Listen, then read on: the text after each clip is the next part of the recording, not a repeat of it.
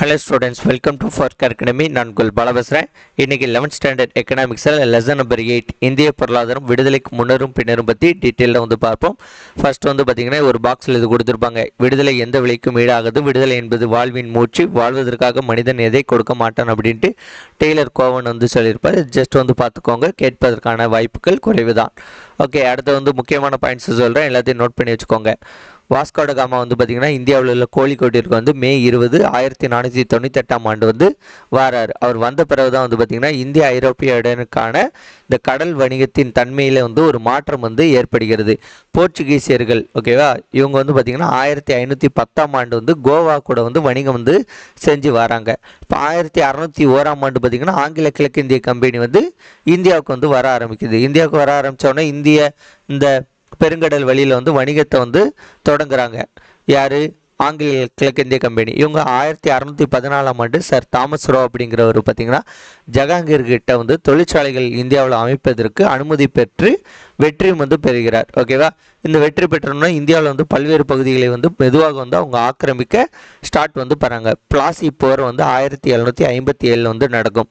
இதிலிருந்து ஒரு 100 வருஷம் கழிச்சு ஓகேவா 1857 வந்து பெருங்கலகம் நடக்கும். அந்த பெருங்கலகம் முடிந்த பிறகு தான் 1858 தான் வந்து இங்கிலாந்து கவர்மெண்ட் வந்து என்ன சொல்லுவாங்கன்னா, இனிமேல் வந்து பார்த்திங்கன்னா ஆங்கில கிழக்கிந்திய கம்பெனியிடம் இருந்து ஆட்சியை வந்து விலக்கிக்கிட்டு ஆங்கிலேய அரசு வந்து டைரக்டாக வந்து இந்தியாவை வந்து ஆட்சி செய்யும் அப்படின்ட்டு சொல்லுவாங்க. ஓகேவா, இப்போ வந்து உங்களுக்கு ஒரு டவுட் வரும் இந்த லைனை வாசிக்கும் போது. இங்கே பாருங்கள், ஆங்கில பாராளுமன்றம் இந்தியாவை ஆளும் அதிகாரத்தை ஆங்கில கிழக்கிந்திய கம்பெனியிடமிருந்து ஆங்கில அரசுக்கு மாற்றி ஒரு சட்டம் இயற்றியதுன்னு வருதுல 1858. இப்போ ஆங்கில கிழக்கிந்திய கம்பெனின்னா ஆங்கில அரசுனா என்ன அப்படின்னு டவுட் வரும். ரெண்டு ஒன்று நம்ம நினச்சிருப்போம், ரெண்டு வேறு.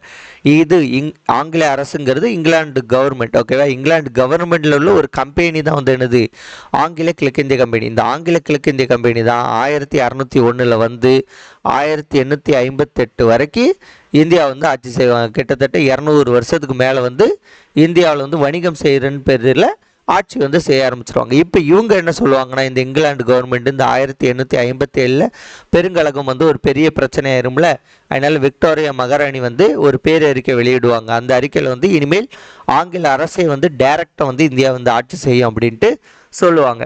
ஓகேவா, இவங்க மட்டும் என்ன அவங்களுக்கு குறைஞ்சவங்களா? ரெண்டு பேரும் ஒரே ஆளுதான்.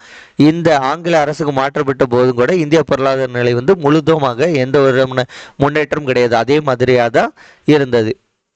ஓகே, இது முக்கியமானது. அதுக்கு அடுத்து வந்து பார்த்திங்கன்னா ஆங்கிலேயர் கால வரலாறு வந்து கொடுத்துருப்பாங்க.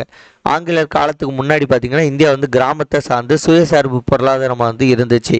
ஆங்கிலேயர்கள் வந்த பிறகு தான் வந்து பார்த்திங்கன்னா தொழிற்சாலைகள் வந்து அமைகிறது. இந்த மாதிரி நிறைய இன்ஃப்ராஸ்ட்ரக்சர்லாம் வந்து இம்ப்ரூவ்மெண்ட் ஆச்சு, ரயில் பாதைகள்லாம் வந்து வந்துச்சு. ஆனால் இந்தியாவில் உள்ள மக்களுடைய உடல் நலம், குடியிருப்பு, குழந்தைகள், பெண்களோட நலம், உழைப்பாளர்களோட நலம், பொழுதுபோக்கு, குற்றங்கள், சமூக சீர்குலைவு, இது எல்லாமே வந்து அதிகமாக வந்து ஏற்பட்டுச்சு அப்படின்ட்டு இந்த பாக்ஸில் போட்டிருப்பாங்க. இந்த பாக்ஸை ஜஸ்ட் ரீட் பண்ணிக்கோங்க. இவங்க ஆங்கிலேயர்கள் வந்து 200 ஆண்டு காலம் வந்து ஆட்சி செஞ்சாங்கல்ல, அதை வந்து 3 கட்டங்களாக வந்து பிரிக்கிறாங்க. ஃபர்ஸ்ட் வந்து பார்த்திங்கன்னா வணிக மூலதன காலம், ரெண்டாவது வந்து தொழில் மூலதன காலம், மூன்றாவது வந்து பார்த்திங்கன்னா நிதி மூலதன காலம் அப்படின்ட்டு 3ஆக வந்து பிரிக்கிறாங்க. இப்போ வந்து நம்ம ஒவ்வொன்றா வந்து பார்ப்போம். இப்போ ஃபஸ்ட்டு வந்து வணிக மூலதன காலம் அப்படிங்கிறது 1757 இருந்து 1813 வரைக்கும் உள்ள காலம் வந்து என்னது வணிக மூலதன காலம். இந்த வணிக மூலதன காலத்தோடைய நோக்கம் என்ன? இந்த வணிக மூலதன காலம் அப்படின்னா வந்து என்னன்னு பார்த்தீங்கன்னா, இந்தியா இருக்குல்ல, இந்தியாவில் வந்து இந்த கிழக்கிந்திய கம்பெனி வந்து ஃபுல்லாக முற்றுரிமை அப்படின்னா வந்து என்னதுன்னா ஃபுல் உரிமையை வந்து எடுத்துக்கிடுது.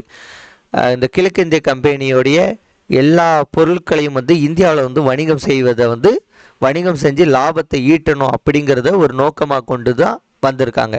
ஓகேவா, இந்த வணிக மூலதனத்தோட நோக்கம் வந்து என்னது? கிழக்கிந்திய கம்பெனி வந்து இந்தியாவில் வந்து எல்லா பொருட்களையும் விற்பனை செஞ்சு லாபத்தை ஈட்டணும் அப்படின்ட்டு வந்திருக்காங்க. இங்கிலாந்து வந்து வளர்ச்சி அடிப்பதுக்கு இந்த காலத்தில் பிரிட்டன் வந்து தொழில் மூலதனத்தை முன்னேற்ற ஓகேவா, பிரிட்டன் வந்து தொழில் மூலதனத்தில் முன்னேறுவதற்கு இந்தியாவை ஒரு முக்கிய சுரண்டல் பிரதேசமாக இந்தியாவில் வந்து சுரண்டி பிரிட்டனில் வந்து போட்டிருக்காங்க. ஒரு முக்கிய சுரண்டல் பிரதேசமாக யூஸ் பண்ணிக்கிட்டாங்க. ஓகே, அடுத்தது 1750, 60 இந்த காலகட்டத்திலாம் பார்த்திங்கன்னா வங்காளம், தென்னிந்தியாவில் வந்து ஆங்கில கிழக்கிந்திய கம்பெனிகளுக்கும் அரசியல் நெருக்கடி அந்த காலகட்டத்தில் ஏற்படுது அந்த ஆங்கில கிழக்கிந்திய கம்பெனினால. அதை வந்து நல்லா யூஸ் பண்ணிக்கிட்டு இவங்க என்ன பண்ணுறாங்க, வணிகத்தை வந்து இவங்க வணிக நோக்கத்தை வந்து உருவாக்குறாங்க. இந்த காலகட்டத்தில் வந்து பார்த்திங்கன்னா இந்த வங்க பிரிவினை, ஓகே, இந்த காலகட்டத்தில் அதுக்கு பிறகு வரும். ஆனால் இதிலே வந்து நிறைய பிரச்சனை வர ஆரம்பிச்சிடும். ஓகே, அந்த பிளாசி போர், நிறைய போர், பக்சார் போர் அப்படின்னு போர்களாக நடக்கும்போது அதையெல்லாம் இவங்க யூஸ் பண்ணி இவங்களுடைய வணிகத்துக்கு வந்து முன்னேற்றிருப்பாங்க. அடுத்து இந்த உபரிகளை வந்து இங்கிலாந்திற்கு வந்து கடத்துவதில் வந்து இவங்க வெற்றி பெற்றாங்க. இவங்க வந்து பார்த்திங்கன்னா நேர்மையற்ற ஊழல் நிறைந்தவர்களாக இருப்பதனால இந்தியர்களால் வந்து ஒன்றும் செய்ய முடியல. அடுத்து தொழில் மூலதன காலம் அப்படிங்கிறது 813 58 வரைக்கும். இந்த வருஷத்தில் நோட் பண்ணி வச்சுக்கோங்க. இந்த காலகட்டத்தில் பார்த்திங்கன்னா பிரிட்டிஷ் துணிமணிகளை வந்து இந்தியாவில் வந்து சந்தைக்கு வந்து படுத்துகிறாங்க. ஓகேவா, இங்கே ஃபஸ்ட்டு வந்து இனிஷியல் இது இந்த வணிக மூலதனம் அப்படின்னா வந்து என்னென்னு பார்த்தீங்கன்னா ஒரு இனிஷியல் ப்ராசஸ். ஓகேவா, இனிஷியல் ப்ராசஸ் அல்லது இனிஷியல் பிளானிங் மாதிரி, இனிஷியல் பிளானிங். இதற்கு பிறகு தான் வந்து அடுத்தடுத்த கட்டத்தில் தான் வந்து அடுத்தடுத்த கட்ட நடவடிக்கைகளை வந்து எடுக்கிறாங்க. இப்போ வந்து பார்த்திங்களா ரெண்டாவது தொழில் மூலதனத்தில் வந்து துணிமணிகளை வந்து சந்தையாக்க வந்து இந்தியாவுக்கு வராங்க. ஓகே, இதில் வந்து பார்த்திங்கன்னா கச்சா பொருட்கள் இங்கிலாந்திற்கு ஏற்றுமதி செய்யப்பட்டு முழுமை பெற்ற பொருட்கள் இந்தியாவிற்கு அதிக விலையில் இறக்குமதி செய்யப்பட்டன. இது வந்து உங்களுக்கு ரொம்ப ஷார்ட்டாக சொல்லுன்ற பாருங்க. இந்த அவுரி செடிகள் அப்படின்ட்டு ஒரு இது உண்டு. ஓகேவா, இந்த அவுரி செடிகளை வந்து இந்தியாவில் வந்து விவசாயிகளை வந்து உற்பத்தி பண்ண சொன்னாங்க. ஆனால் இந்த அவுரி செடிகளை வந்து இந்தியாவில் வந்து ஒரு நிலத்தில் உற்பத்தி செஞ்சோம்னா அது ஒன் டைம் தான் வந்து அந்த நிலத்தை யூஸ் பண்ண முடியும். அதற்கப்புறம் வந்து அந்த நிலத்தை யூஸ் பண்ண முடியாது. அப்படி இருக்கிறது பட்சத்தில் கூட அதேமாதிரி ரொம்ப கம்மியான காசு தான் கொடுப்பாங்க. அப்படி என்னவாக இருந்தாலும் இந்த அவுரி செடிகளை வந்து நீங்கள் உற்பத்தி செய்யணும் அப்படின்னு சொல்லி இந்த அவுரி செடிகள் மூலமாக வந்து பார்த்திங்கன்னா இவங்க இண்டிகோ அப்படின்ட்டு ஒரு சாயத்தை வந்து உற்பத்தி வந்து செஞ்சானுங்க. ஓகேவா, இந்த இண்டிகோ அப்படின்ட்டு ஒரு சாயத்தை உற்பத்தி செஞ்சு இங்கிலாந்துக்கு கொண்டு போவாங்க. ஓகே, இங்கிலாந்தில் வந்து என்ன பண்ணுவாங்க, இங்கிலாந்தில் உள்ள துணி இருக்குல்ல அந்த துணிகளுக்கு வந்து கலர் துணியை மாற்றுவதற்கு இந்த இதை வந்து கொண்டு வந்தாங்க. இப்போ வந்து இங்கே அவுரி செடியை வந்து உற்பத்தி பண்ண வச்சு அதுக்கு குறைவான சம்பளத்தை கொடுத்து இங்கே இண்டிகோ சாயத்தை உற்பத்தி பண்ணி இங்கிலாந்து கொண்டு போய் அவங்க துணியில் வந்து கலரை போட்டு அங்கேருந்து அந்த துணியை வந்து என்ன பண்ணுவானுங்கன்னா இந்தியாவில் வந்து இறக்குமதி பண்ணிடுவானுங்க அதிக விலைக்கு. அதை இந்தியர்களும் வாங்கக்கூடிய சூழ்நிலைக்கு தள்ளி விட்டுருவானுங்க. ஓகேவா, இதுதான் வந்து இவங்களோட ஸ்ட்ராட்டஜி. இந்தியாவிலேருந்து சுரண்டி அவங்க நாட்டுக்கு போய் அவங்க பொருளாதாரமும் வந்து முன்னேறும் இது மூலியமாக. அதுக்கப்புறம் அதை இந்தியாவில் விற்று இங்கேயே லாபம் சம்பாதித்து அதை கொண்டு போய் அவங்க நாட்டில் வந்து போடுவானுங்க. ஸோ அவங்களோட எக்கனாமிக் க்ரோத் வந்து பண்ணுவதற்கு எல்லா விஷயத்திலும் வந்து பண்ணிக்கிட்டு இருந்தானுங்க. ஓகேவா, இதில் பாரம்பரிய கைவினைப் பொருட்கள் வந்து இதில் பார்த்திங்கன்னா முற்றிலும் வந்து இதில் புறக்கணிக்கப்பட்டிருந்தன. ஓகேவா, இது மூலமா நம்ம நாட்டில் வந்து ரொம்ப பெரிய பிரச்சனையாக இருந்துச்சு. அடுத்த நிதி மூலதன காலம்.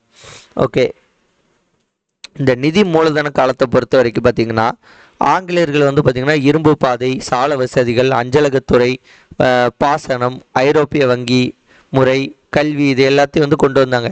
இதில் வந்து இந்தியாவுக்கு வந்து நன்மைகள் இருந்தாலும் இது எல்லாமே வந்து அவங்களுடைய வணிகத்தை வந்து எளிமைப்படுத்துவதற்காக கொண்டு வந்தது.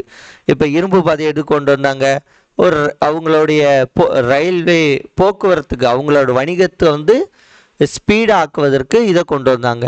சாலை வசதிகள் ரோடு போட்டதும் வந்து அவங்க வணிகத்தை இம்ப்ரூவ்மெண்ட் பண்ணுவதற்காக ரோடு போட்டாங்க. அஞ்சலகத்துறை அப்படி தான். இதில் உள்ள எல்லாமே வந்து அதுதான். அது போக ஒரு பொது நலத்திலும் சுயநலம், சுயநலத்திலும் பொது நலம் பாங்களா அந்த மாதிரி பண்ணதான் வந்து இவங்க. அடுத்தது இந்திய கைவினைப் பொருட்கள் நெசவு காலமும் கொடுத்துருப்பாங்க.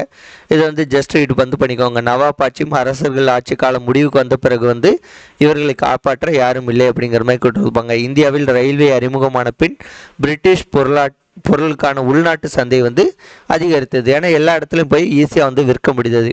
அடுத்தது இந்திய நில உடைமை முறைகள். இந்த நில உடைமை உரிமைகள் அப்படிங்கிறது 3 இதை மையமாக வச்சு கொண்டு வராங்க. நிலம் யாருக்கு சொந்தமானது, நிலத்தில் யார் அறுவடை செய்வது, நில வருவாயை அரசுக்கு செலுத்துவதற்கான பொறுப்பானவர் யார் அப்படின்ட்டு இந்த 3 பாயிண்ட்டை வச்சு ஜமீன்தாரி முறை, மகள்வாரி முறை, ரைத்துவாரி முறை அப்படின்ட்டு இந்த 3 மெத்தடை வந்து கொண்டு வராங்க. இல்லை ஃபஸ்ட்டு ஜமீன்தாரி முறை அல்லது நிலச்சுவான் தாரி முறை அப்படிங்கிறத பற்றி பார்ப்போம். இந்த ஜமீன்தார் முறையை வந்து கொண்டு வந்தது யாருன்னு பார்த்தீங்கன்னா காரன் வாலிஸ் பிரபு வந்து 1793 வந்து கொண்டு வராரு. ஓகே, இது நிரந்தர சொத்து உரிமை சட்டத்தை அறிமுகப்படுத்திய பிறகு இந்த ஜமீன்தாரி முறை வந்து கொண்டு வராங்க. இதோடைய கான்செப்ட் வந்து என்ன, இப்போ ஜமீன்தாரி முறை அப்படின்னா வந்து என்னன்னு பார்த்தீங்கன்னா இப்போ ஆங்கில கிழக்கு இந்திய கம்பெனி இருக்குல்ல, இவங்க வந்து ஒரு நிலம் வச்சுருக்காங்கன்னு வச்சுக்கோங்களேன். அந்த நிலத்தை வந்து ஜமீன்தாரிகளுக்கு வந்து கொடுத்துருவாங்க. ஜமீன்தார்கள் அல்லது நிலச்சுவான்தாரர்கள் இவங்களுக்கு வந்து கொடுத்துருவாங்க அந்த நிலத்தை. ஓகேவா, அந்த நிலத்தை கொடுத்துருவாங்க. இவங்க இந்த ஜமீன்தார்கள் என்ன பண்ணுவாங்க, இந்த மக்களுக்கு வந்து கொடுப்பாங்க. மக்களுக்கு கொடுத்து அதில் இருந்து இப்போ மக்களுக்கு கொடுத்து விவசாயம் பண்ண சொல்லுவாங்க. ஓகேவா, இப்போ மக்கள் விவசாயம் பண்ணுவாங்க. மக்கள் விவசாயம் பண்ணி வரக்கூடிய பொருட்கள் அல்லது வரிகள் இதை வந்து பார்த்திங்கன்னா இந்த ஜமீன்தார்கள் வாங்குவாங்க. இந்த ஜமீன்தார்கள்ட்ட இருந்து யார், இவங்க கிழக்கு இந்திய கம்பெனிக்கு போகும்.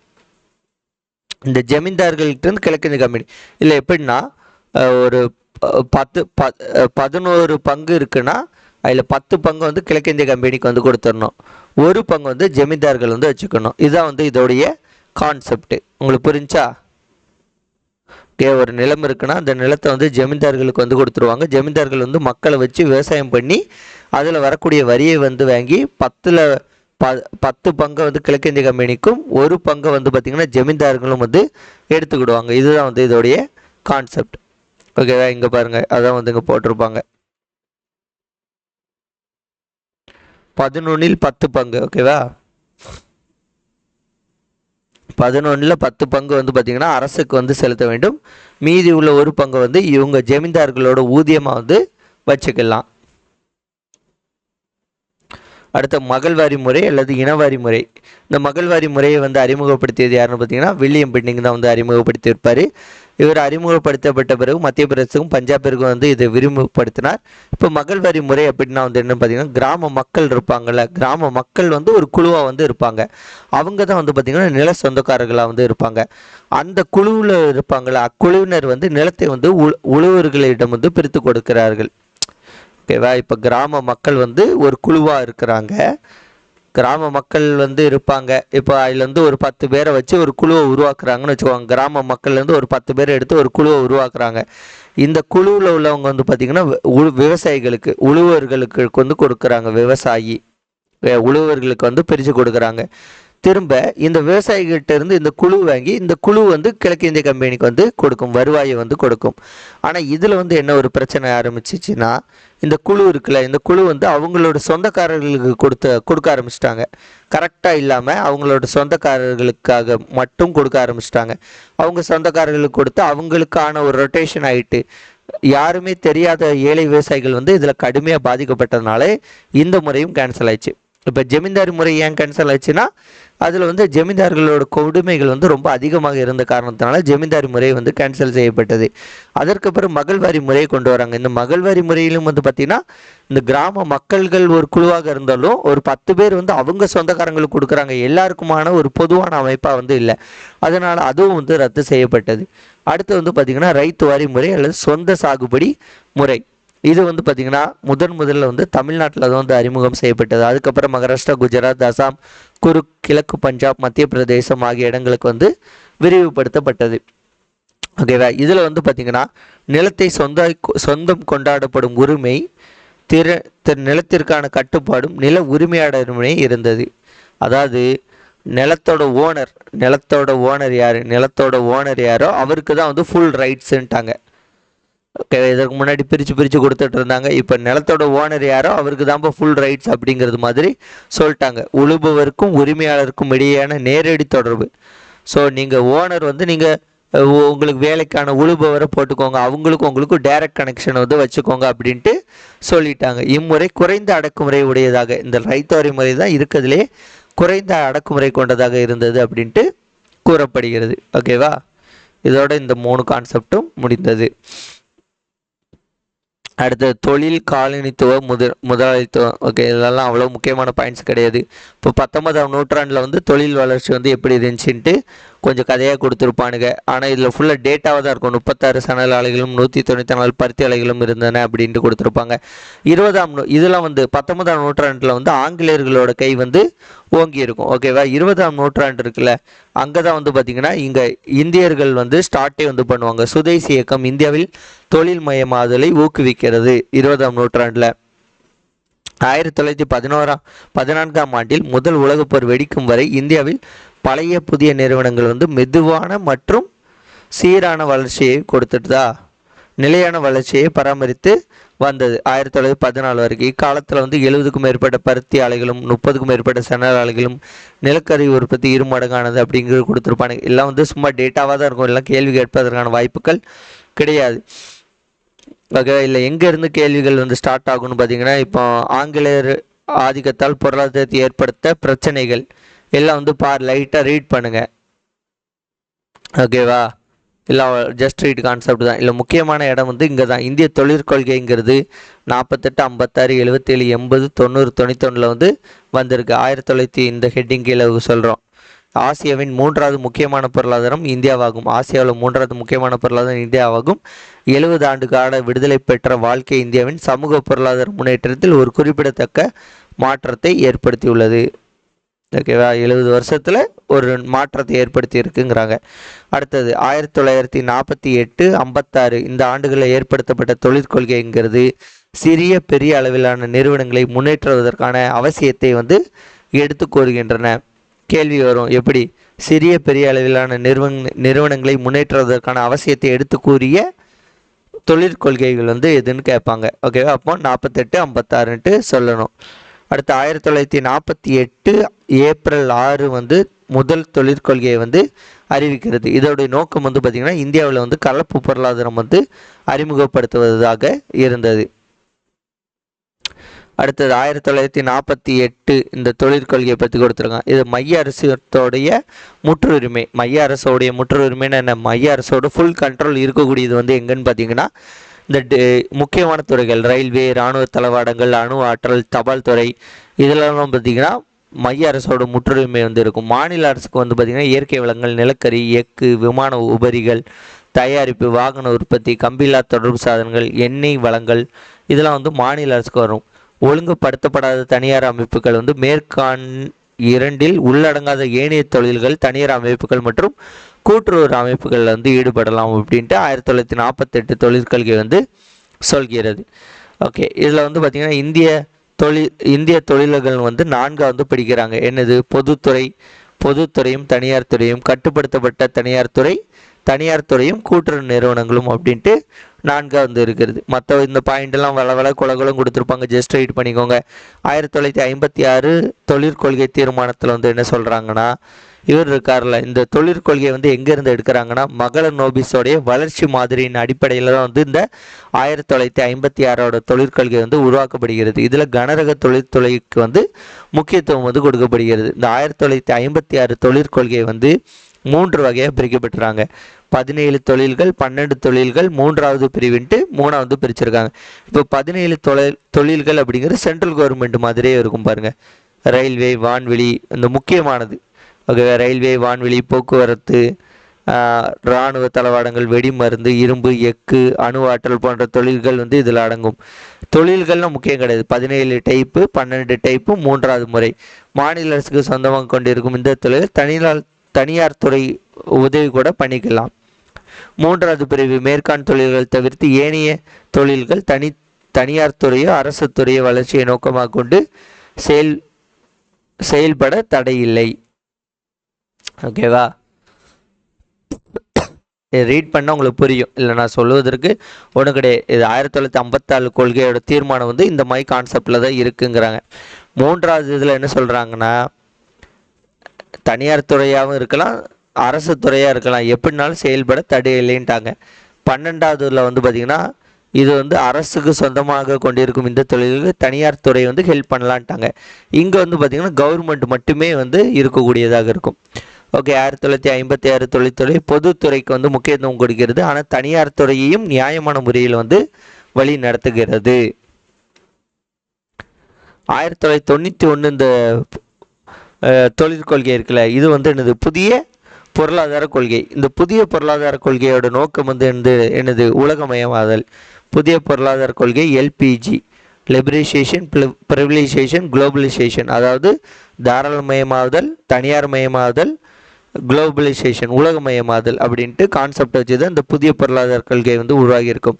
இதில் வந்து பார்த்திங்கன்னா பண வீக்கத்தை குறைப்பதிலும், இன்ஃப்ளேஷனை வந்து குறைப்பதிலும், அந்நிய செலவாணி இருப்புக்களை டாலர்ஸ் வந்து நம்ம அதிகரிப்பதிலும் வந்து கவனம் செலுத்துகிறது. அடுத்து வந்து பசுமை புரட்சி. இப்போ பசுமை புரட்சியின் தந்தை யார்? எம்எஸ் விஸ்வநாதன். அதாவது இவருடைய பேர் வந்து இங்கே போட்டிருப்பாங்க. அவர் பசுமை புரட்சியின் தந்தைன்ட்டு 11th எக்கனாமிக்ஸில் கொடுக்கலன்னு நினைக்காதீங்க, எந்த கொடுத்துருக்காங்களா? எம்எஸ் விஸ்வநாதன். இவர் இப்போ ரீசெண்டாக தான் இருந்தார்னு நினைக்கிறேன். ஓகே. 1960ஆம் ஆண்டுக்கு பிறகு பாரம்பரிய வேலைவாய்ப்பு முறைகள் சிறிது சிறிதாக மாற்றம் அடைச்சிடு.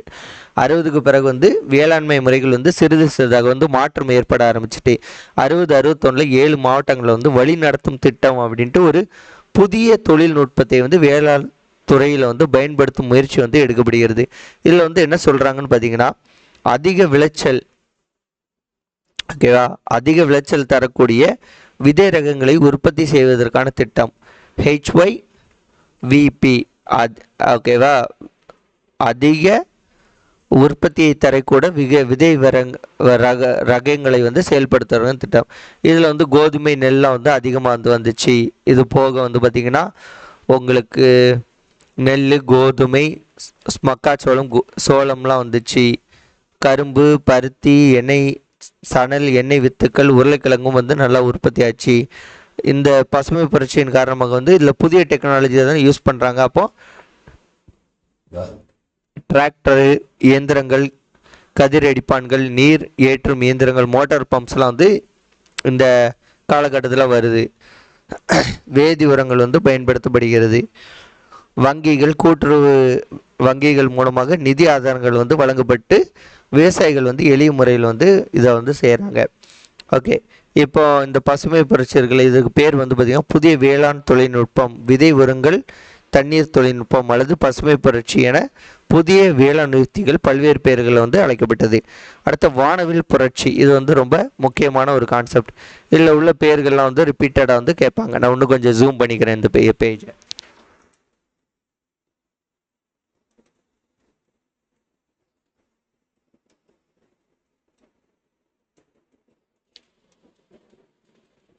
ஓகே. இதில் வந்து பார்த்தீங்கன்னா ஒரு 12 இது கொடுத்துருக்காங்க. இது எப்படி ஞாபகம் வச்சுக்கலாம் அப்படிங்கிறத பார்ப்போம். பசுமை புரட்சி, அது வந்து வேளாண்மை, உணவு தானிய உற்பத்தி. இது எப்படி ஞாபகம் வச்சுக்கலாம்? பசுமை புரட்சி, பசுமைனா பசுமையாக இருக்கும். வேளாண்மை அப்படிங்கிறது என்னது? பசுமையாக இருக்கும். உணவு தானியங்கள் வந்து பசுமையாக பச்சை நேரத்தில் சாப்பிட்டோம்னு வச்சுக்கோங்க. கீரைலாம் பச்சையாக இருக்கும். இப்போ உணவு தானியங்கள், கீரை இப்படி பச்சையாக சாப்பிட்டோம்னா நல்லா இருக்கும். ஓகேவா? பசுமை புரட்சி அப்படிங்கும்போது பசுமைனா வேளாண்மை ஞாபகம் வந்துடும். அப்போ உணவு தானியங்கள் அப்படிங்கிறத நமக்கு எப்படி ஞாபகம் வச்சுக்கலான்னு பார்த்தீங்கன்னா, கீரை வந்து ஒரு உணவு தானியம். கீரை வந்து பச்சை கலரில் இருக்கும். ஸோ ஒரு பசுமையான கீரை மாதிரியான உணவு தானியங்களை சாப்பிட்றது வந்து வேளாண்மை. பசுமை புரட்சி வேளாண்மை. இது மட்டும் கொஞ்சம் இதாக இருக்கும், ஞாபகம் வச்சுக்கோங்க. ஈஸி தான். பசுமை புரட்சி பசுமையாக இருக்கணும், வேளாண்மை. ஓகே. வெண்மை புரட்சி, பால் வந்து என்ன கலரில் இருக்கும்? வெள்ளை கலரில் இருக்கும். ஸோ வெண்மை புரட்சி பால். நீல புரட்சி மீன். நீலம், கடல் வந்து என்ன கலரில் இருக்கும்? மீன் எங்கே இருக்கும்? கடலில் இருக்கும். கடல் வந்து என்ன கலரில் இருக்கும்? நீல கலரில் இருக்கும். ஸோ மீனுங்கிறது நீல புரட்சி. மஞ்சள் புரட்சி, எண்ணெய் வந்து என்ன கலரில் இருக்கும்? மஞ்சள் கலரில் இருக்கும். ஸோ எண்ணெய் வித்துக்கள், மஞ்சள் புரட்சி. தங்க புரட்சி, ஓகேவா? இப்போ தங்க புரட்சி இதுவும் வந்து கோல்டு கலர் தான். ஆனால் ஆப்பிளோட விலை, பழங்கள் ஆப்பிள் வந்து கொடுத்துருக்காங்க. அப்போ இதை எப்படி வச்சுக்கலாம்? ஆப்பிளோட விலை எப்போவுமே அதிகமாக இருக்கும். ஆப்பிளோட விலை தங்கத்தோட விலை மாதிரி இருக்குப்பா அப்படின்ட்டு சொல்லுவாங்கள்ல. ஆப்பிள் வந்து பெரும்பாலும் எல்லாருனாலும் வாங்க மாட்டாங்க. ஆப்பிளோட விலை தங்க விலை மாதிரி இருக்குப்பா அப்படின்ட்டு சொல்கிற மாதிரி ஞாபகம் வச்சுக்கோங்க. ஸோ தங்க ஆப்பிள். ஓகே. ஆப்பிள் வந்து வாங்குவது வந்து தங்கத்தை வாங்குவது மாதிரி. தங்க ஆப்பிள். தங்க புரட்சிங்கிறது ஆப்பிள். கருப்பு புரட்சி, பெட்ரோல். இப்போ பெட்ரோல், டீசல் இதெல்லாம் பார்த்திங்கன்னா என்னது? கருப்பு கலரில் தான் இருக்கும். அப்போ கருப்பு புரட்சிங்கிறது பெட்ரோல், டீசல். வெள்ளி புரட்சி வந்து முட்டை. ஓகேவா? வெண்மை, வெண்மைனா வந்து என்னது? பால் தான் வந்து பியூர் ஒயிட்.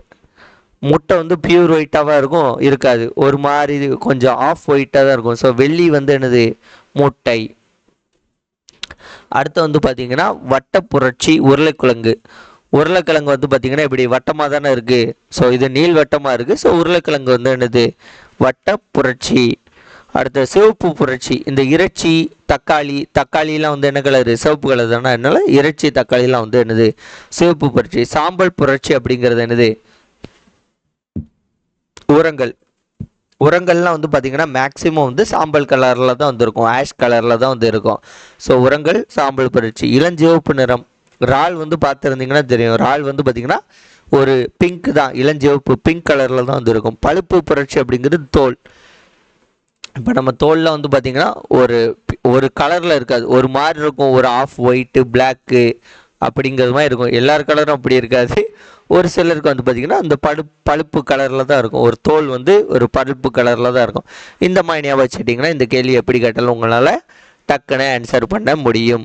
அடுத்து பசுமை புரட்சியின் பலவீனங்கள். இரண்டாவது பசுமை புரட்சிங்கிறது 2006 2007 214 மில்லியன் டன்களாக இருந்த உணவுப் பயிர்களை வந்து 2020 வந்து 400 மில்லியனாக வந்து மாற்றணும் அப்படின்ட்டு நோக்கத்தை கொண்டது தான் இரண்டாவது பசுமை புரட்சி. அடுத்த மாதிரி இந்த பசுமை பலவீனங்கள் வந்து என்னன்னு பார்த்தீங்கன்னா, பசுமை புரட்சியின் பலவீனங்கள் அது ஜஸ்ட் வெயிட் பண்ணிக்கவும் போதுமானது. இது பஞ்சாப் ஹரியானாவை தவிர மற்ற எந்த இடத்துலையும் வந்து இது பெருசாக வந்து ஒர்க் ஆகலை. ஓகேவா, அதான் வந்து இது. ஸோ ரெண்டாவது இது சொல்லியாச்சு. இது தேவைகள் அப்படின்னு கொடுத்துருப்பானுங்க, இதெல்லாம் ஜஸ்ட் இது தான். இதில் வந்து பார்த்திங்கன்னா மரபணு மாற்றம் செய்யப்பட்ட விதைகளை வந்து அறிமுகம் செய்தல் தான் இந்த இரண்டாம் பசுமை புரட்சிக்கான முக்கிய தேவைகளாக வந்து இருக்குது. இல்லை தனியார் துறையின் பங்களிப்பு வந்து உறுதி வந்து செய்ய வேண்டும். பாசன வசதிகளை துரிதப்படுத்தலும். ஓகே, எல்லாம் ஜஸ்ட் இது தான். பெரிய அளவிலான தொழிற்சாலைகள். ஓகே, இது வந்து முக்கியமானது. ஓகேவா, இதில் வந்து பார்த்திங்கன்னா இங்கேருந்து முக்கியமானது இந்த இரும்பு எக்கு தொழிற்சாலைன்னு இருக்கா, இதில் இருந்து முக்கியமானது இதெல்லாம் கேள்வியாக கேட்டிருக்காங்க. இப்போ முதல் எக்கு தொழிற்சாலை அப்படிங்கிறது வந்து பார்த்திங்கன்னா ஜாரியாவில் உள்ள குல்டி என்னும் இடத்துல வந்து நிறுவப்படுகிறது. வங்காளத்தில் உள்ள வங்காள இரும்பு தொழில் கம்பெனி வந்து 1870 நிறுவப்பட்டது. இதில் வந்து இந்த இது கேட்டிருக்காங்க, எந்த இடம்ட்டு குல்டி அப்படிங்கிறது இடம். இது எப்போ நிறுவிருக்காங்க? 870. 1907 வந்து பெரிய அளவிலான இரும்பு எக்கு தொழிற்சாலை டிஸ்கோ அப்படிங்கிறது ஜாம்ஷெட்பூரில் தொடங்குறாங்க. அதே டிஸ்கோ தொழிற்சாலை 19 வந்து பார்த்திங்கன்னா பான்பூரில் வந்து தொடங்குறாங்க. இந்த ரெண்டுமே வந்து பார்த்திங்கன்னா தனியார் துறைக்கு சொந்தமானது. முதல் கவர்மெண்ட் செக்டர் வந்து எதுன்னு பார்த்திங்கன்னா இதில் முதலில் நிறுவப்பட்ட பொதுத்துறை அப்படிங்கிறதுனால என்னது கவர்மெண்ட். ஓகேவா, பொதுத்துறை நிறுவனம் அப்படிங்கிறது பத்ராவதியில் உள்ள விஸ்வேஸ்வரய்யா இரும்பு எக்கு தொழிலாகும். விஸ்வேஸ்வரய்யாவுடைய இரும்பு எக்கு தொழில் தான் வந்து என்னது ஃபஸ்ட்டு பத்ராவதியில் வந்து தொடங்கப்பட்டதாகும். இதை வந்து நோட் பண்ணிங்க, ஃபஸ்ட்டுங்கிறது கேட்பாங்க. ஓகே, அடுத்த பொதுத்துறை மற்றும் எக்கு நிறுவனம். இதுவும் வந்து கேட்டிருக்காங்க, இது எங்கே இருக்குன்ட்டு. இந்த ரூர்கேலாவில் அமைந்துள்ள எக்கு நிறுவனம் வந்து பார்த்திங்கன்னா ஜெர்மனி அரசோடைய உதவினால் உண்டாது. இது எப்படி வச்சுக்கலாம்? Ruhr Kjær. ஓகே, ரூர்கேலாங்கிறது ஜெர்மனி, இது ஒரிசா. பிலாய் வந்து ரஷ்யாவுடைய இது. ரஷ்யாவில் உள்ளவங்களெல்லாம் பீலா பசங்களாக வந்து இருப்பாங்க அப்படிங்கிறது மாதிரி வச்சுக்கோங்க. பீலா விடுவாங்க, ரஷ்யாவில் உள்ளவங்க பீலா விடுவாங்க. ஸோ பீலா. அடுத்து இங்கிலாந்து வந்து பார்த்திங்கன்னா இங்கிலாந்து ராணி தானே. இங்கிலாந்து ராணியோட பேர் வந்து என்னது? துர்கான்னு வச்சுக்கோங்க. ஸோ துர்காபூர் இங்கிலாந்து. போகாரோ அப்படிங்கிறது என்னது? ரஷ்யா. ஸோ பீலா விடுவானுங்க, போக்கா விடுவானுங்க, இதுதான் வந்து ரஷ்யா. பீலா போக்கா விசாக்கா. பீலா போக்கா விசாக்கா இது எல்லாமே வந்து ரஷ்ய அரசோடைய இது வருது. பீலா போக்கா விசாக்கா இது எல்லாமே ரஷ்ய அரசோடைய உதவினால் வந்துட்டு தனித்துறையிலேருந்து பெறப்பட்டது வந்து பார்த்திங்கன்னா பர்னப்பூர் மேற்கு வங்காளத்தில் உள்ளது தனித்துறை. இது ஜெர்மனிக்கு வந்து ரூர்கேலா, இங்கிலாந்து வந்து பார்த்திங்கன்னா எங்களது துர்கா. ஓகேவா, இது ஓரளவுக்கு நீங்கள் 2-3 டைம் நான் சொன்னது சொல்லி பாருங்கள், ஈஸியாக ஞாபகம் வச்சுக்கலாம். அடுத்த பெரன்பூர் அப்படிங்கிறது வந்து பார்த்திங்கன்னா தனியார் துறையிடமிருந்து 1976 வந்து பெறப்பட்டது. சேலம், தமிழ்நாட்டில் உள்ள சேலத்தில் வந்து பார்த்திங்கன்னா செயில் வந்து இருக்குது. இது வந்து இந்திய அரசோடைய முழு இதால் உருவாக்கப்பட்டது. இது வெளிநாட்டு உதவி வந்து இதுக்கு கிடையாது. விஜயநகர் கர்நாடகாவில் வந்து இந்திய அரசினால். பத்ரவதி கர்நாடகாவில் உள்ளது. விஸ்வேஸ்வரய்யா இரும்பு எக்கு நிறுவனம் மத்திய அரசுக்கும் மாநில அரசுக்கும் சொந்தமானது. இது நாட்டு உடைமையாக்கப்பட்டது. ஓகே, அடுத்தது மேலே கூறப்பட்டுள்ள செயலால் நிர்வகிக்கப்படு. இப்போ மேலே சொன்ன எல்லாமே வந்து பார்த்தீங்கன்னா செயலுக்கு கீழே தான் வந்து ஒர்க் ஆகுது. இந்த டிஸ்கோவை தவிர மற்ற அனைத்து இரும்பு எக்கு தொழில்நுட்பங்களும் பொதுத்துறையின் கீழே வந்து ஒர்க் ஆகுது. ஓகேவா, டிஸ்கோ மட்டும் வந்து எனக்கு தெரிஞ்சு டாட்டான்னு நினைக்கிறேன். ஓகேவா, அது சரி தெரியல, டாட்டாவை தான் இருக்கும். இந்திய எக்கு நிறுவனம் செயல் 1974 நிறுவப்பட்டது. எங்கள் தமிழ்நாட்டில் உள்ள சேலத்தில். தற்போது இந்தியா எக்கு உற்பத்தியில் உலக அளவில் வந்து பார்த்திங்கன்னா 8வது இடத்துல வந்து இருக்குது.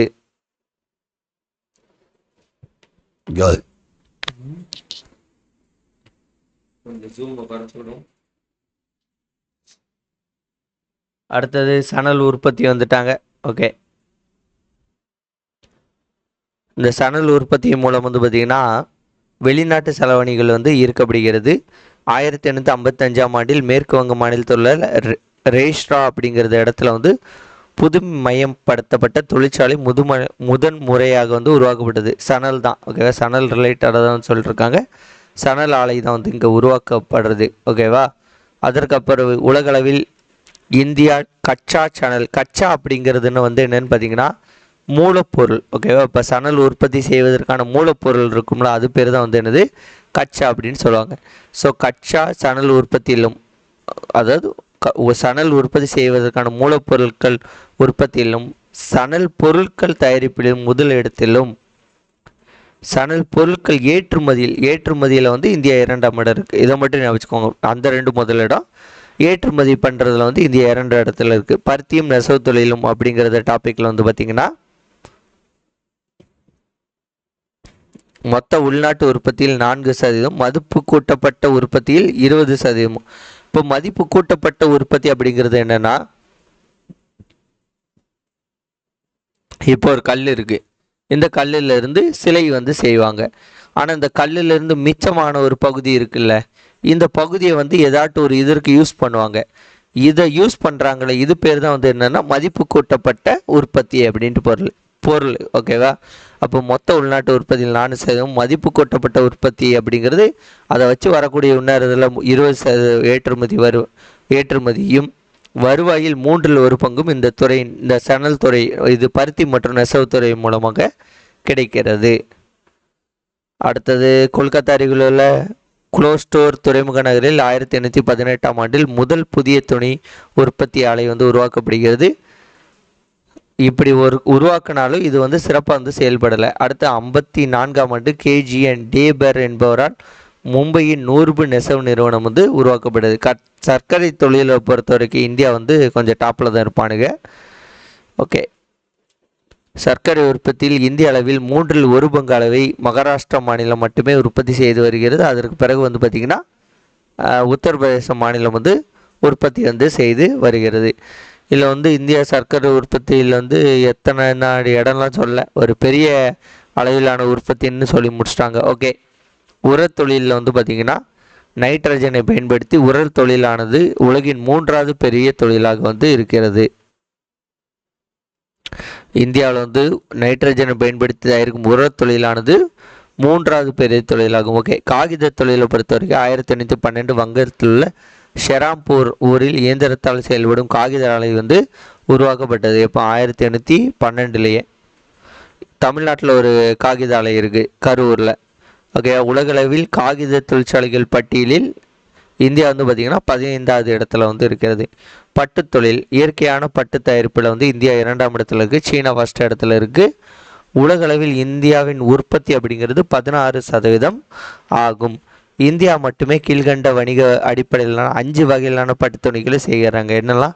மல்பேரி பட்டு, வெப்பமண்டல டஸ்டர் பட்டு, ஓக் டஸ்டர் பட்டு, ஏரி மற்றும் முகா பட்டு அப்படின்ட்டு 5 வகையில் வந்து செய்கிறாங்க.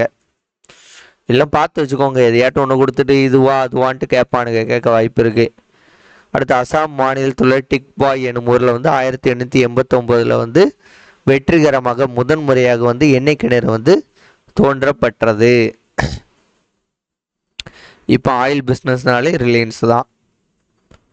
ஓகே, அடுத்து உத்தரகண்ட் மாநிலத்தில் உள்ள டேகராடூன். ஓகே, இங்கே வந்து பார்த்தீங்கன்னா ONGC நிறுவனம் வந்து நிறுவப்பட்டுள்ளது. அடுத்து இந்த சிறிய அளவிலான தொழிற்சாலைகள்லாம் வந்து ஜஸ்ட் இடுதாங்க. இதில் பார்த்தீங்கன்னா எதுவும் முக்கியம் இருக்காது. அடுத்தது குறு நடுத்தர நிறுவனங்கள், இதை பற்றி ஜஸ்ட் இதோட கான்செப்ட் நான் சொல்லியிருந்தேன். இப்போ உற்பத்தி நிறுவனங்கள் இருக்குல்ல, இப்போ உற்பத்தி நிறுவனங்கள்னா என்னது? மேனுஃபேக்சரிங். ஓகே, உற்பத்தினா என்னது? Manufacturing companies. ஓகேவா, மேனுஃபேக்சரிங் கம்பெனி. இப்போ மேனுஃபேக்சரிங் கம்பெனியை பொறுத்த வரைக்கும் 25 லட்சத்திற்கு மிகாமல் இருந்துச்சுன்னா அது வந்து குறு உற்பத்தி நிறுவனம். சிறு உற்பத்தி நிறுவனம் அப்படிங்கிறது 25 லட்சத்துலேருந்து 5 லட்சம். நடுத்தர உற்பத்தி நிறுவனம் அப்படிங்கிறது வந்து பார்த்திங்கன்னா 5 லட்சத்துலேருந்து 5 கோடியிலேருந்து 10 கோடி. ஓகேவா? இதை கரெக்டாக சொன்னான்னு தெரியல, இருங்க இன்னொரு தடவை சொல்லியிருந்தேன், ஒரு செகண்ட் மிஸ் ஆகிட்டு. இதில் வந்து இந்த காசு வந்து எதற்கான இன்வெஸ்ட்மெண்ட், அவங்களோட இன்வெஸ்ட்மெண்ட் வந்து இப்படி இருந்தால் ஓகேவா? தொழிற்சாலை மற்றும் கருவிகளுக்கான முதலீடு அப்படிங்கிறது 25 லட்சத்திற்கு மிகாமல் இருந்தால் ஓகேவா? எப்போனா 25 லட்சம் வரைக்கும் இருந்துச்சுன்னு வச்சுக்கோங்களேன், அது வந்து குறு உற்பத்தி நிறுவனங்கள், இந்த மேனுஃபேக்சரிங் கம்பெனிஸை பொறுத்த வரைக்கும். சிறு உற்பத்தி நிறுவனங்கள் அப்படிங்கிறது 25 லட்சத்துலேருந்து 5 கோடி வரைக்கும் இந்த முதலீடு இருந்தால் ஓகே. நடுத்தர உற்பத்தி நிறுவனங்களுங்கிறது 5 கோடியிலேருந்து 10 கோடி வரைக்கும் வந்து இன்வெஸ்ட்மெண்ட் இருந்தால் அது ஓகே அப்படின்ட்டு சொல்லியிருக்காங்க. இது வந்து சர்வீஸ் செக்டாராக இருந்தால், இப்போ சர்வீஸ் செக்டாரில் வந்து என்னத்த பொருள் வாங்க போகிறோம், ஒரு பொருளும் வாங்க மாட்டோம். இப்போ இந்த யூடியூப் சேனல்லாம் வந்து சர்வீஸ் செக்டார் தான், ஆனால் இதற்கு வந்து இன்வெஸ்ட்மெண்ட் வந்து பெருசாக இருக்காது. ஒரு ஃபோன் இருந்தாலே பாடம் நடத்த முடியும், இல்லைன்னா லேப்டாப் இருந்தால் நடத்த முடியும். அதை இம்ப்ரூவ்மெண்ட் பண்ணுவதற்கு தான் ஒரு சில பொருட்கள் தேவை தரும், மற்றபடி கண்டிப்பாக எல்லா பொருளும் வந்து தேவை கிடையாது. அப்போ சர்வீஸ் செக்டார் அப்படிங்கிறது பொறுத்த வரைக்கும் இன்வெஸ்ட்மெண்ட் கம்மியாக தான் இருக்கும். அதனால தான் அவங்க கொஞ்சம் குறைவான மதிப்பு கொடுத்துருக்காங்க. 10 லட்சத்திற்கு மிகாமல் இருந்துச்சுன்னா அது குறு சேவை, 10 லட்சத்துலேருந்து 2 கோடினா அது சிறு சேவை கருவிகளுக்கான முதலீடு ஓகேவா? 2 கோடியிலேருந்து 5 கோடி வரைக்கும் இருந்துச்சுன்னா நடுத்தர சேவை அப்படின்ட்டு இங்கே பிரித்து நம்மளுக்கு சொல்லியிருக்காங்க. அடுத்து பொதுத்துறை வங்கிகள். இது ஒரு சில புக்கில் வந்து பார்த்திங்கன்னா இந்த ஃபோட்டோ இங்கே இருக்கும், இந்த ஃபோட்டோ வந்து இங்கே இருக்கும் ஓகேவா? அது தப்பாக இருக்கும் ஓல்டு எடிஷன்லலாம், இந்த புக்கில் கரெக்டாக இருக்குது. இப்போ பொதுத்துறை வங்கிகளில் ஃபஸ்ட்டு எது? ஸ்டேட் பேங்க் ஆஃப் இந்தியா தான். அடுத்து IDBI, bank of India, bank of பரோடாலாம் கொடுத்துருக்காங்க. நிறைய பொதுத்துறை வங்கிகள் இருக்குது. கவர்மெண்ட் பேங்க்ஸ் வந்து நிறைய பேங்க் இருக்குது. இப்போ கவர்மெண்ட் பேங்க் அப்படிங்கிறது வந்து என்னென்னு பார்த்தீங்கன்னா எஸ்பிஐ வந்து ஒரு கவர்மெண்ட் பேங்க். அதாவது 50% மேலே ஸ்டேக் வந்து வச்சுருக்கிறாங்களா, இப்போ 50% மேலே கவர்மெண்ட்டோட ஸ்டேக் வந்து எஸ்பிஐயில் வந்து இருக்குது, 58% இருக்குது. அப்போ வந்து இது என்னது? கவர்மெண்ட்டு வங்கி, அவ்வளோதான். இல்லை வேறு என்ன சொல்ல, அதை தான் வந்து இங்கே கொடுத்துருப்பானு. அதே மாதிரி இவங்க இந்த இன்னொரு பேங்க் இருக்குல்ல, பஞ்சாப் நேஷ்னல் பேங்க். இந்த பஞ்சாப் நேஷ்னல் பேங்க் பார்த்திங்கன்னா 58.87% இவங்களோட அவங்க கூட வச்சுருக்காங்க. அதே மாதிரி இதெல்லாம் வந்து மாறிக்கிட்டே இருக்குங்க, இதெல்லாம் ஃபுல்லாக பழைய டேட்டா, இப்போலாம் மாறி இருக்கும். ஆனால் பழைய டேட்டாவை நம்ம படித்தாலே போதுமானது, அது ரிலேட்டடாக தான் கேள்வி கேட்பாங்க. அப்போ எஸ்பிஐயும் பஞ்சாப் நேஷ்னல் பேங்கையும் வச்சு தான் இங்கே வந்து சொல்லியிருக்காங்க. அரசின் பங்கு 50% விழுக்காட்டிற்கும் அதிகமாக இருந்தால் அது என்னது? பொதுத்துறை வங்கிகள் அப்படின்ட்டு பிரிக்கிறாங்க. இதில் வந்து பார்த்திங்கன்னா நாட்டுடைமை ஆக்கப்பட்ட வங்கிகள் அண்டு மாநில வங்கிகளும் அவற்றின் கூட்டுறவு நிறுவனங்களும் அப்படின்ட்டு 2 இதாக வந்து பிரிக்கிறாங்க. இந்த பொதுத்துறை வங்கிகளை வந்து பார்த்திங்கன்னா 2 தான் வந்து பிரிக்கிறாங்க. ஒரு செகண்ட்.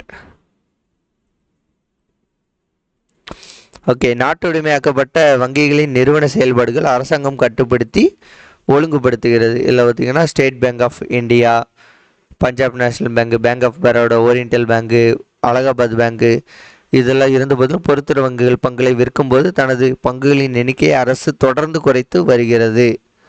ஓகே, ஃபஸ்ட்டு எடுத்தோன்னு பார்த்தீங்கன்னா இவங்க 90% வருவாங்க, 75% வருவாங்க. ஆனால் கொஞ்சம் கொஞ்சம் பங்குகள்லாம் விற்று ஒரு 50% வச்சுருந்தா போதும்ப்பா, அது கவர்மெண்ட் ஸ்டேக்குங்கிறதுனால அந்த மாதிரி குறைச்சிக்கிட்டே வந்து வருவாங்க. இவ்வங்கியில் அரசாங்கம் சிறுபான்மை பங்குதாரர்கள் மாறவும் வாய்ப்பு உள்ளது. 90லேருந்து 55 வரை கூட வரலாம். இதற்கான காரணம் தனியார் மயமாக்கல் கொள்கையாகும். ஓகே, பேங்க்ஸ் எல்லாம் ப்ரைவேட்டில் கொடுத்து நம்ம தனியாக போகலாம் கூட நினைக்கலாம். அடுத்த தனியார் செக்டரில் ஃபஸ்ட்டு சூப்பர் பேங்க் பார்த்தீங்கன்னா ஹெச்டிஎஃப்சி பேங்க்கு, செகண்ட் ஐசிஐசி பேங்க்கு. நீங்கள் ஷேர் மார்க்கெட்டில் பண்ணிங்கன்னா மார்க்கெட் கேபிட்டலைசேஷன் படி ஹெச்டிஎஃப்சி பேங்க் ஃபஸ்ட்டு இருக்கும், ஐசிஐசி செகண்டு, இந்த கோட்டக்கு ஆக்சிஸ் பேங்க்லாம் வந்து தேர்டு ஃபோர்த்துன்ட்டு வரும். இதெல்லாம் வந்து பெரிய பெரிய ஜெயண்ட்ஸ் பேங்க்கு. ஷேர் மார்க்கெட்டில் இருக்கிறவங்களுக்கு எக்கனாமிக்ஸ் கொஞ்சம் ஈஸியாகவே வந்து புரியும். ஓகே, இந்தியாவில் வந்து பார்த்திங்கன்னா 27 பொதுத்துறை வங்கிகளும் 22 தனியார் துறை வங்கிகளும் வந்து இருக்குது அப்படின்னு கொடுத்துருப்பாங்க. மற்றபடி எல்லாம் ஜஸ்ட் ரீடு தான். அடுத்து இப்போ உள்ள இந்த ஏர்டெல் பே, இப்போ இது பழசு, இப்போ பார்த்திங்கன்னா Google Pay, PhonePe, QR card, Paytm எல்லாம் வந்துட்டு வங்கிகள் வந்து தேசியமயமாக்கல் படுதல் வந்து எப்போ, இது வந்து ரொம்ப முக்கியமானது. 14 பெரிய வங்கிகளை வந்து பார்த்திங்கன்னா ஜூலை 19, 1969ஆம் ஆண்டு வந்து நாட்டு உடைமையாக்க முடிவு செஞ்சுட்டாங்க. 1980 வந்து மேலும் 6 வங்கிகளை வந்து நாட்டு உடைமையாக்க வந்து ஆக்கப்பட்டது. எந்த வங்கிகள்லாம் நாட்டு உடைமை ஆக்கப்பட்டதுங்கிறத இந்த பின்னாடி கொடுத்துருப்பாங்க, அதில் வந்து நம்ம பார்த்துக்கலாம். மற்றபடி இதில் உள்ள பாயிண்ட்ஸ் எல்லாம் ஜஸ்ட் இதுதான். 69 பார்த்தீங்கன்னா 50 கோடிக்கு மேல் வைப்பு தொகை கொண்ட 14 வங்கிகள் வந்து நாட்டுடைமையாக்கப்பட்டது. அடுத்தது 80 வந்து பார்த்தீங்கன்னா 200 கோடிக்கு மேல் வைப்பு தொகை ஃபிக்ஸட் டெபாசிட் வச்ச 6 வங்கிகளை வந்து நாட்டுடைமையாக்கப்பட்டது. ஃபஸ்ட்டு வந்து எந்த வங்கின்னு பார்த்தீங்கன்னா ஃபஸ்ட்டு வங்கி என்னது, அலகாபாத் வங்கி தான் வந்து இதை ஒன்று. இப்போ இந்த அலகாபாத் வங்கியெல்லாம் வந்து இணைச்சிட்டாங்க. இங்கே பாருங்கள், அதை அடுத்து சொல்கிறேன். இந்த வங்கிகள்லாம் பார்த்துக்கோங்க. ஃபஸ்ட்டு இது இங்கே இந்த டேட்டு முக்கியங்க. 19 ஜூலை 1969, 15 ஏப்ரல் 1980. இதில் ஃபஸ்ட்டு நினைச்ச வங்கி வந்து ஆந்திரா வங்கி. ஓகே, இப்போ பஞ்சாப் நேஷனல் வங்கியுடன் Oriental bank of Commerce, United வங்கி, இந்த 2 பேங்கையும் இணைச்சிட்டாங்க. ஓரியண்டல் பேங்க் ஆஃப் காமர்ஸ், அப்போ ஓபிசி. ஓகே, இந்த ஓபிசி பேங்கை பஞ்சாப் நேஷனல் கூட பிஎன்பி, பஞ்சாப் நேஷனல் பேங்க் என்ன சொல்லுவாங்கன்னா பிஎன்பி பேங்க்.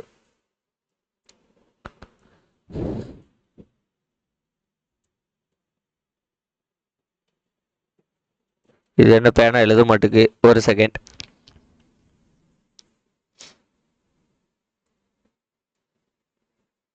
ஓகே, இப்போ பஞ்சாப் நேஷனல் பேங்க் இருக்குல்ல, பஞ்சாப் நேஷனல் பேங்க் வந்து பார்த்தீங்கன்னா பிஎன்பி அப்படின்ட்டு சொல்லுவாங்க.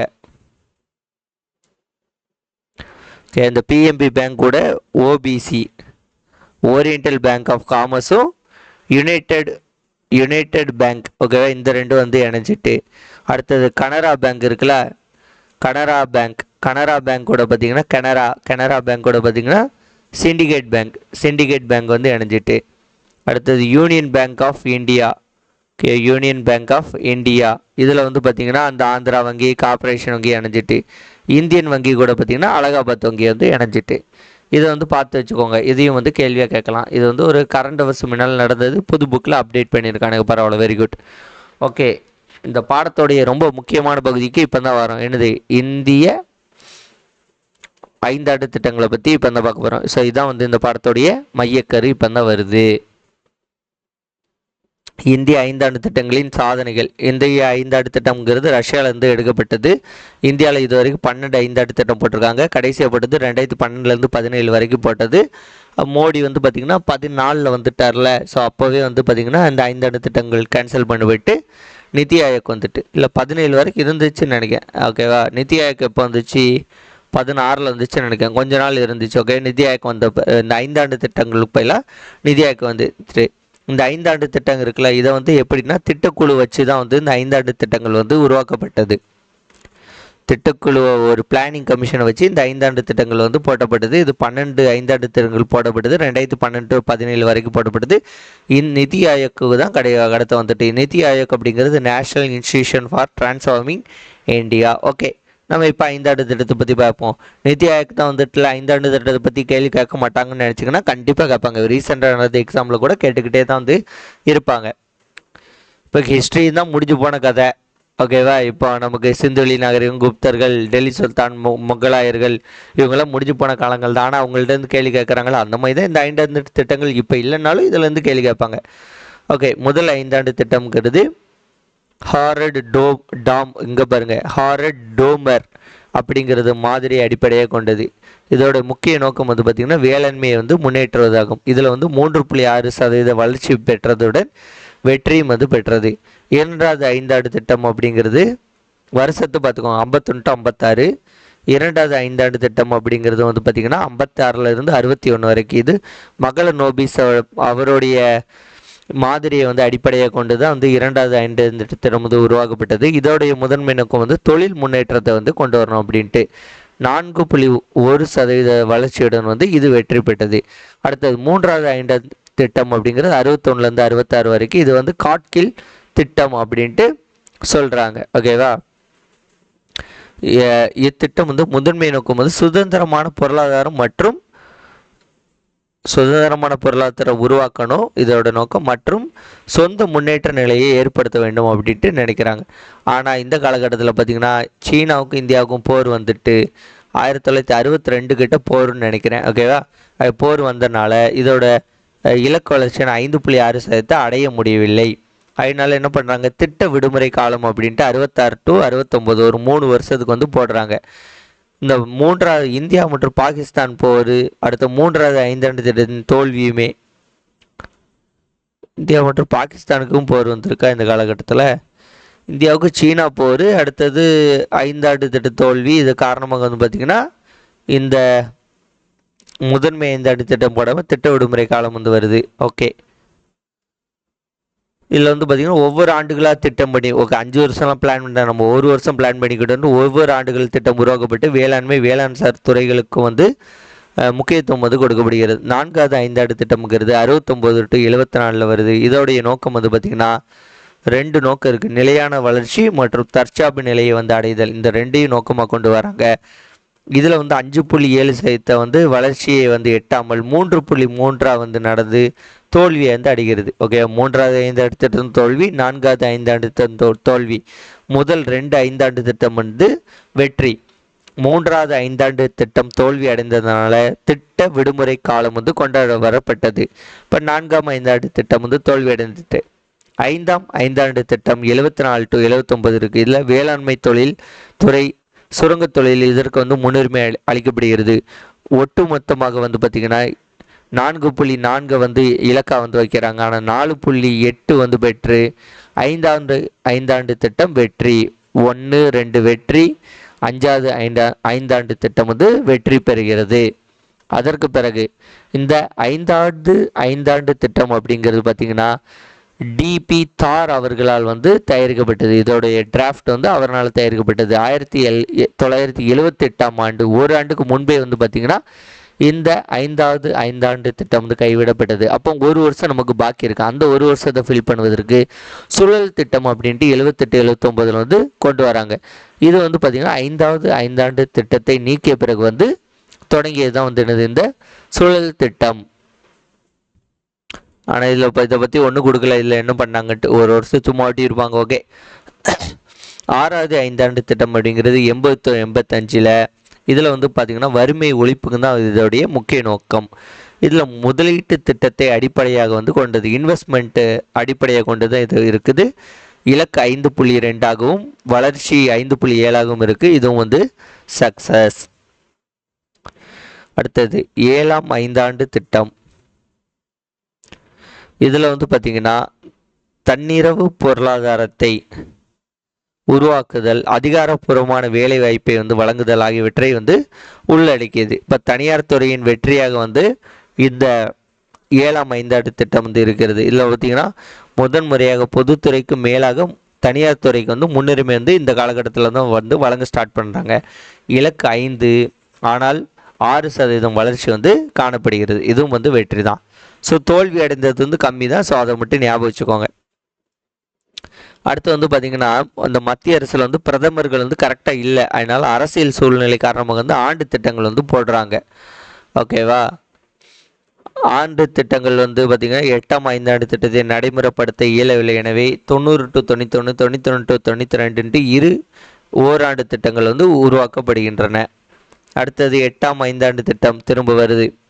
92 to 97 வேலைவாய்ப்பு, கல்வி, சமூக நலத்திற்கு முக்கியத்துவம் கொடுக்கப்படுகிறது. இந்த காலகட்டத்தில் புதிய பொருளாதார கொள்கையை வந்து இன்னும் இம்ப்ளிமெண்ட் வந்து பண்ணுறாங்க. இலக்கு 5.6, ஆனால் வளர்ச்சி 6.8 வந்து நமக்கு கிடைக்கிறது.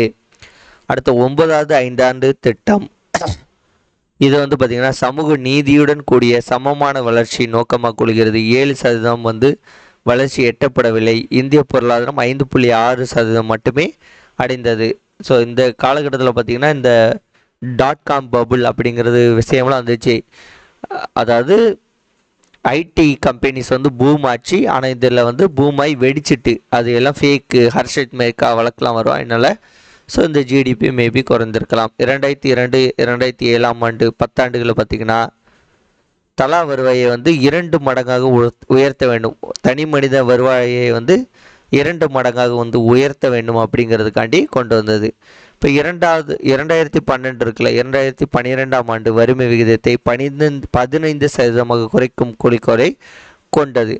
இலக்கு 8 7 மட்டும் 2மே கொண்டு முடிஞ்சு. அடுத்தது 7 to 12 11ஆம் 5ஆண்டு திட்டத்தில் விரைவான அதிகமான உள்ளடக்கிய வளர்ச்சியாகும். விரைவான அதிகமான உள்ளடக்கிய வளர்ச்சியாகும். ஒன்றும் புரியல. ஓகே, 8.1 7.9 இது ஜஸ்ட் பார்த்துக்கோங்க. எல்லாத்தையும் இருக்கணுமாப்பா, விரைவாகவும் இருக்கணுமா, அதிகமாகவும் இருக்குமா, எல்லாத்தையும் உள்ளடக்கியே தான் இருக்கணுமா. அடுத்தது 12ஆம் ஐந்தாண்டு திட்டத்தின் நோக்கம் வந்து பார்த்திங்கன்னா அதிகமான உள்ளடக்கிய மற்றும் நிலையான வளர்ச்சி. விரைவான அதிகமான உள்ளடக்கிய நிலையான வளர்ச்சி ஆகும். இலக்கு வந்து 8% ஆகும்.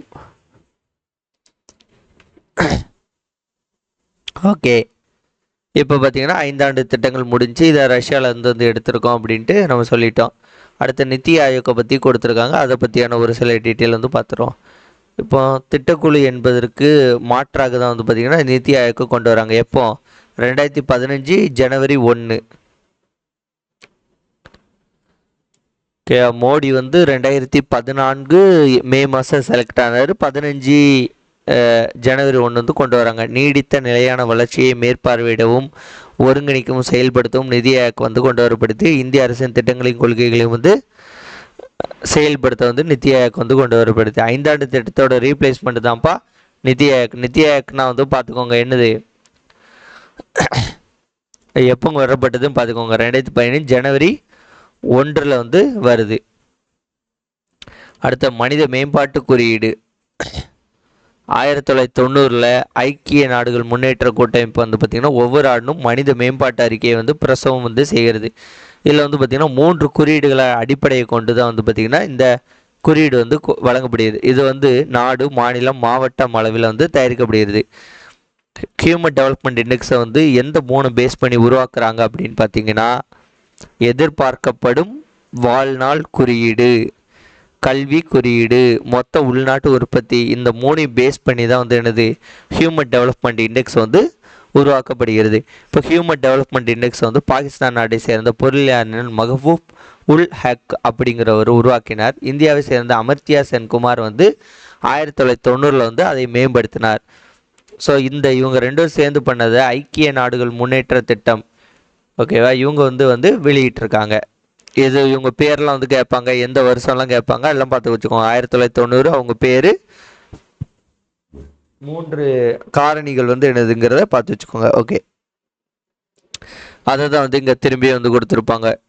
வாழ்நாள், கல்வி தகுதி, மொத்த உள்நாட்டு உற்பத்தி, இதை தான் கொடுத்துருப்பாங்க. ஓகே, இப்போ இதோட வேல்யூ வந்து பார்த்தீங்கன்னா 0க்கும் 1க்கும் இடையில வந்து கொடுக்குறாங்க. பரிணாம குறியீடு அப்படிங்கிறது உண்மை மதிப்பு மைனஸ் குறைந்தபட்ச மதிப்பு டிவைடட் பை அதிகபட்ச மதிப்பு மைனஸ் குறைந்தபட்ச மதிப்பு. இதை கேள்வியாக கேட்கலாம். பரிணாம குறியீடுடைய ஃபார்முலா என்னன்ட்டு கேள்வியாக கேட்கலாம், நோட் பண்ணி வச்சுக்கோங்க. திட்டக்குழு 2011ஆம் ஆண்டு மனித மேம்பாட்டு அறிக்கையின்படி மனிதவள குறியீடு வந்து பார்த்திங்கன்னா 1980 2011 வரைக்கும் முன்னேறியுள்ளது. அதாவது 1980 வந்து 81 வந்து பார்த்திங்கன்னா 0.302 இருக்குது. இப்போ 2011 0.472 வந்து இருக்கிறது. 2016 அறிவிக்கையின்படி 188 நாடுகளில் இந்தியா வந்து ஹியூமன் டெவலப்மெண்ட் இண்டெக்ஸில் வந்து பார்த்திங்கன்னா 131வது இடத்துல வந்து இருக்கிறது. 188 நாடுகளில் இந்தியா நடுத்தர அளவிலான மேம்பாட்டு வளையத்துக்குள்ளே வந்து இருக்கிறது. மோசமாக இல்லையா, கொஞ்சம் மீடியமாக வந்து இந்தியா வந்து இருக்குது அப்படின்ட்டு சொல்லியிருக்காங்க.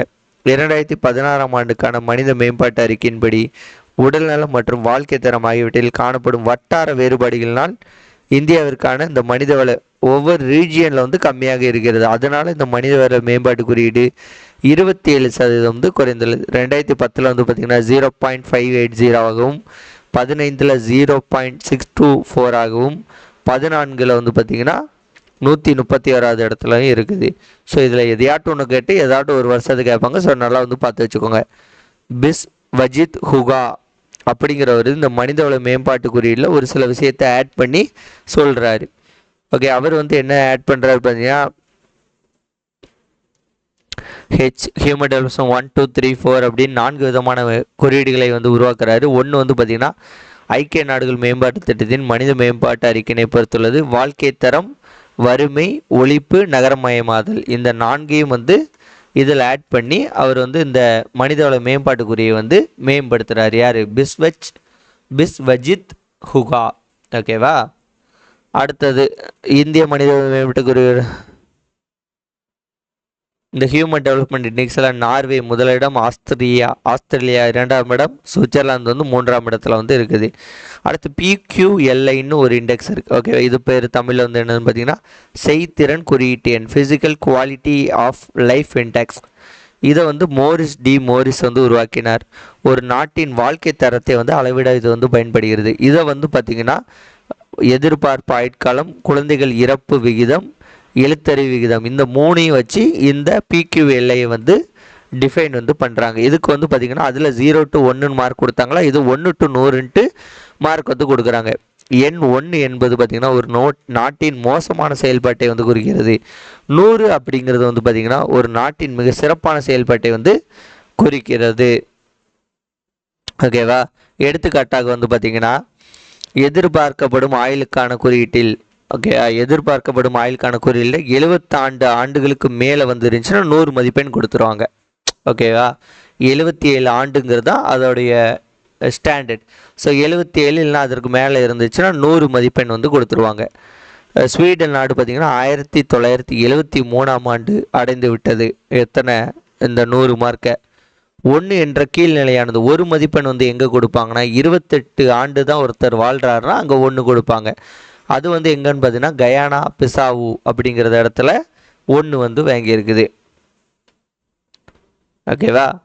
இப்போ 1960ஆம் ஆண்டு பெற்றுள்ளது கயானா பிசாவு. PQLIக்கும் ஹியூமன் டெவலப்மெண்ட் இண்டெக்ஸுக்கும் அந்த வேறுபாடு அப்படிங்கிறது வருமானம். ஹியூமன் டெவலப்மெண்ட் இண்டெக்ஸில் வருமானம் சேர்க்கப்பட்டுள்ளது, PQLIலேருந்து வருமானம் நீக்கப்பட்டுள்ளது. ஸோ இதற்கு ரெண்டுக்குமான டிஃப்ரென்ஸ் அப்படிங்கிறது என்னது? வருமானம். பணம், உடல் பணம் சார்ந்த மேம்பாட்டை ஹியூமன் டெவலப்மெண்ட் இண்டெக்ஸ் குறிப்பிடுகிறது. உடல் சார்ந்த மேம்பாட்டை மட்டுமே வந்து PQLI வந்து குறிக்கிறது. ஸோ எல்லாம் வந்து கேள்வியாக கேட்பார்கள். ஓகேவா? ஸோ இதோட வந்து பார்த்திங்கன்னா முடிஞ்சு. தொகுப்புறையில் சதி ஏறும் வழக்கத்தை வந்து ஒழித்தனர் இந்தியாவில் வந்து பல காலகட்டத்தில். அவ்வளோதாங்க. இதோட வந்து பார்த்திங்கன்னா இந்த பாடம் முடிச்சு. இந்த புக் பேக்குக்கான ஆன்சர்லாம் வந்து இவங்களே கொடுத்துருப்பாங்க. இதை பார்த்துக்கோங்க. இந்த வீடியோ உங்களுக்கு பிடிச்சிருந்தா உங்கள் ஃப்ரெண்ட்ஸ்க்கு ஷேர் பண்ணுங்கள். நெக்ஸ்ட் வீடியோவில் உங்களை வந்து சந்திக்கிறேன். நன்றி, வணக்கம், பாய்.